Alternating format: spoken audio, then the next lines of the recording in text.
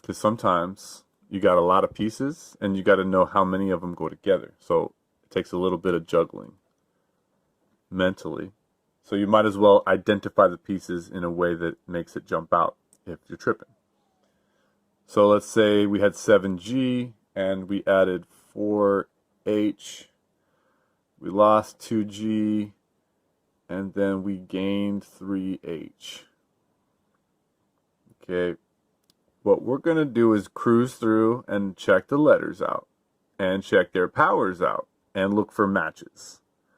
I've designed this one to have two matches, the G's and the H's. Okay, so those pieces can go together with each other. But I can't add a H to a G. It's like a Haas avocado to the grapes. Don't do it. I will be upset. Our guacamole will not taste as good. So please only combine the G terms here. My thumb's got 7. My pen loses 2. So I put those together into the same spot. I'm going to put a triangle around my G pieces so that I can identify them, making sure to include the symbol that they have. So my 2G gets the negative to the left. Make sure you include that. Because I need to know, okay, 7 minus 2. I'm not going to show the work like I showed up here, because 7 minus 2 is simply 5. So those are the G pieces. So I'm going to have 5G left over. The other piece I had was going to get boxed. With my H pieces are going to get boxed.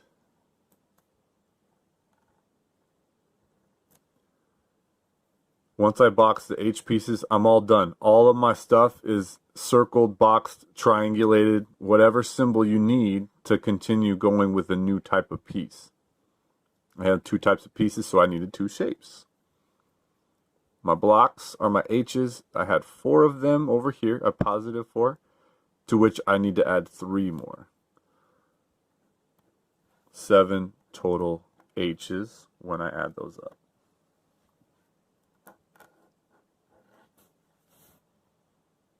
Okay.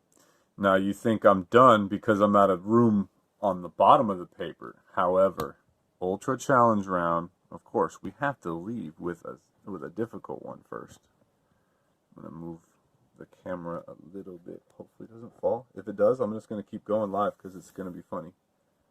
Let's cruise up to the top.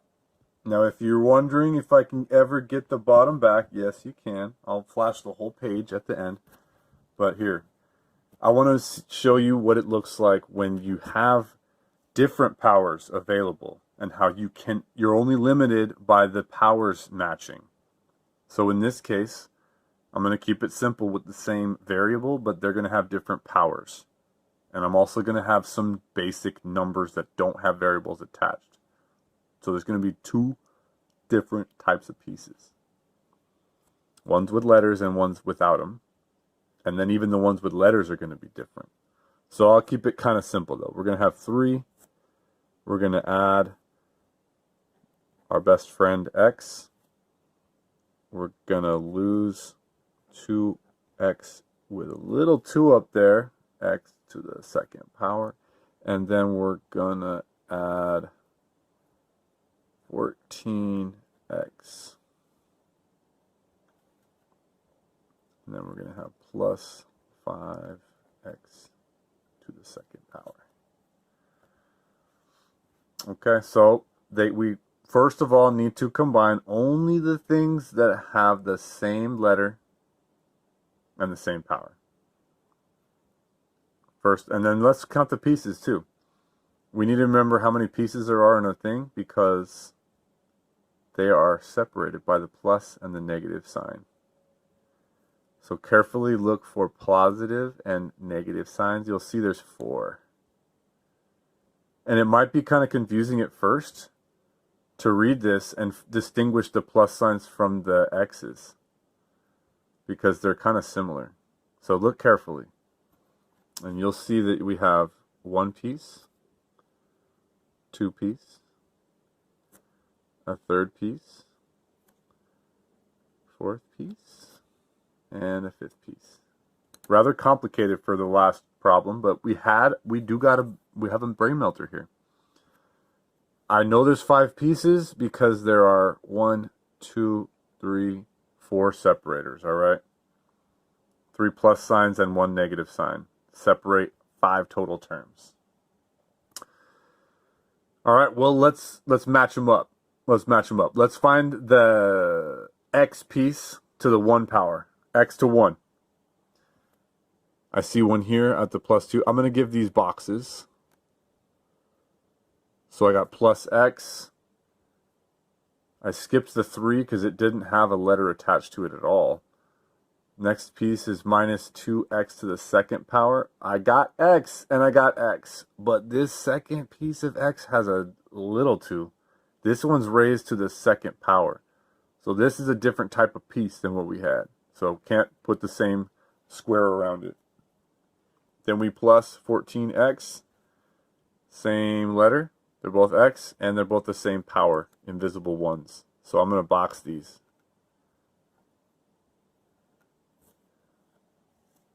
At the end of the line, we add 5x to the 2nd power. So the power doesn't match up here. So only 2 boxes get to be done. So let's add x to 14x. Notice if there's a letter on standing next to a symbol like this, you got to understand that there is an invisible 1 written right here. If there's ever a letter alone, there's an invisible 1. So when I ask you to combine those terms, remember to add 1 to the other one. So 14 gets additional. We're going to end up with 15x for the boxed terms. Now, as I was doing my scan, 3 is the only number that didn't have a variable attached. It looks like it's going to be unique. But I'm going to circle this one. So let's look at the last 2 pieces. Hopefully there's a match there. That'd be cool if we could combine these 2. They both have x, and they both are to the power of 2. So we can indeed combine these because they have the same letter and the same power. So how many of them did we start with? -2, and we gained 5.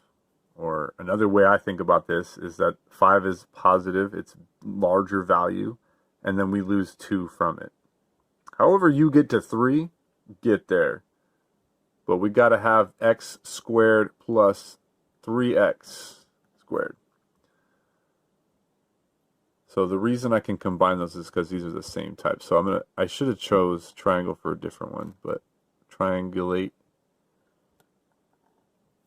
my pieces that deserve triangles.